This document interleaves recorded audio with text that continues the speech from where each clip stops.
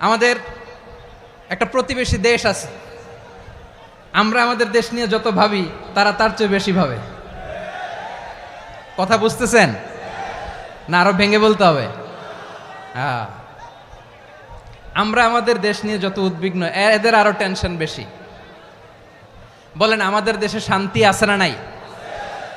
আমরা হিন্দু মুসলিমে কখনো দাঙ্গা লাগে? আসতে বলেন, কেন লাগে? ওদের পূজা পর্বণে আমাদের মাদ্রাসার ছেলেরা যে পাহারা দেয়, চিল্লায় বলেন ঠিক কিনা? আমাদের তাফসির মাহফিলের সময় ওরা ডিস্টার্ব করেন, ঢোল বাজায় না। ওদের পূজা পর্বণের সময় আমাদের তাফসির মাহফিলের ডেট হলে আমরা চেঞ্জ করে দেই। সুবহানাল্লাহ, কি সাম্প্রদায়িক সম্প্রীতির রোল মডেল। আর ওই বাংলাদেশের ব্যাপারে তারা অনেক ডিসইনফরমেশন ছড়াচ্ছিল। ভারতের অনেকগুলো গণমাধ্যম, আমি জেনারেলাইজ করব না, আমাদের প্রতিবেশী দেশের সব গণমাধ্যমকে আমি দোষ দিতে চাই না। অনেকগুলো গণমাধ্যম তারা ডিসইনফরমেশন শেয়ার করেছে।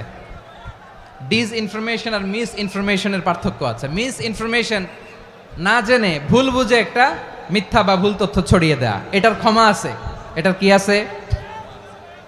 আর ডিসইনফরমেশন মানে ইচ্ছা করে, প্ল্যান করে, ম্যাপ করে, ছক এঁকে মিথ্যা, গুজব, রটনা সোশ্যাল মিডিয়ায় ছড়ানো, এটার ক্ষমা আছে? আওয়াজ করে বলেন, ক্ষমা আছে? ভারতের কিছু গণমাধ্যম তাই করেছে। আমরা ব্যথিত হয়েছি, আমাদের হৃদয়ে রক্তক্ষরণ হয়েছে। আমাদের প্রতিবেশী দেশকে বলতে চাই, আমাদের দেশ নিয়ে আপনাদের ভাবার দরকার নাই। নিজের চরকায় তেল দেন, নিজের দেশ নিয়ে ভাবেন। গত মাসের ভয়েস অফ আমেরিকার রিপোর্ট, বাংলাদেশে সংখ্যালঘু জনগোষ্ঠী আগের চেয়ে বেশি নিরাপত্তা পাচ্ছে। Report voice of America, Muslim report নাকি? মুসলিম জরিপ, ভয়েস অফ আমেরিকা। কথা বুঝে নাই বোধহয়। ভয়েস অফ আমেরিকা কি আমাদের রিপোর্ট? না, ভয়েস অফ আমেরিকার জরিপ, বাংলাদেশের সংখ্যালঘু জনগোষ্ঠী আগের চেয়ে ভালো নিরাপত্তা পাচ্ছে।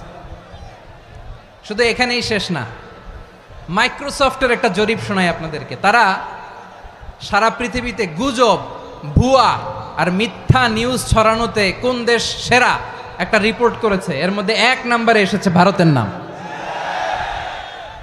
মাইক্রোসফট তো মুসলমানরা চালায় না?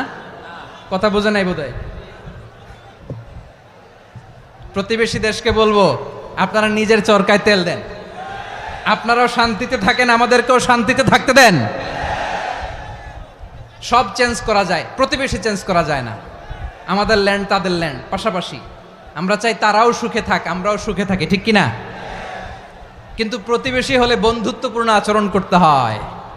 প্রতিবেশী যদি বন্ধু না হয়ে প্রভু হতে চায়, এরকম দানব প্রতিবেশী কেউ চায় না। ভারত যদি বন্ধুত্ব উপহার দেয়, আমরাও বন্ধুত্ব দিব। কি বলেন? তারা যদি বন্ধু সুলভ আচরণ করে, আমরাও বন্ধুত্ব উপহার দেব। কারণ আমাদের পররাষ্ট্র নীতি হচ্ছে সবার সাথে বন্ধুত্ব, কারোর সাথে বৈরিতা নয়। আলহামদুলিল্লাহ বলেন, কত চমৎকার পলিসি আমাদের। আমরা নির্বিবাদী, আমরা বাংলাদেশিরা শান্তিকামী। We are proud of that. এজন্য আমরা গর্ববোধ করি। আমাদের পররাষ্ট্র নীতি সবার সাথে বন্ধুত্ব, কারোর সাথে শত্রুতা নয়। তাই প্রতিবেশী দেশকে বলবো, আমার ভাইয়েরা, আপনারাও আমাদের ভাই। বন্ধুত্ব দিলে বন্ধুত্ব পাবেন। বন্ধুত্ব ইজ ওয়েলকাম, দাদাগিরি নয়। বন্ধুত্ব ওয়েলকাম, দাদাগিরি নয়। Loud and clear. ভারত যদি বন্ধুত্ব দেখায়, বন্ধুত্ব পাবে। কিন্তু ভারত যদি বাংলাদেশে আধিপত্যবাদ বিস্তার করতে চায়, বাংলাদেশের 18 কোটি জনগণ সেটা রুখে দেবে।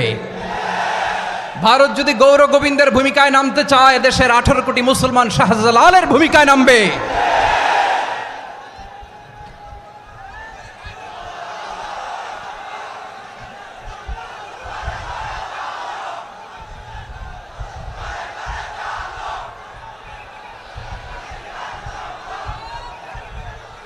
প্রিয় ভাইয়েরা, আমরা বন্ধুত্বে বিশ্বাসী, শত্রুতায় নই, ঠিক কিনা বলেন?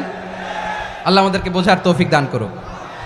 তাহলে এই যে তারা বলেছে এদেশে সংখ্যালঘুরা কষ্টে আছে, দুঃখে আছে, এটা কি ঠিক?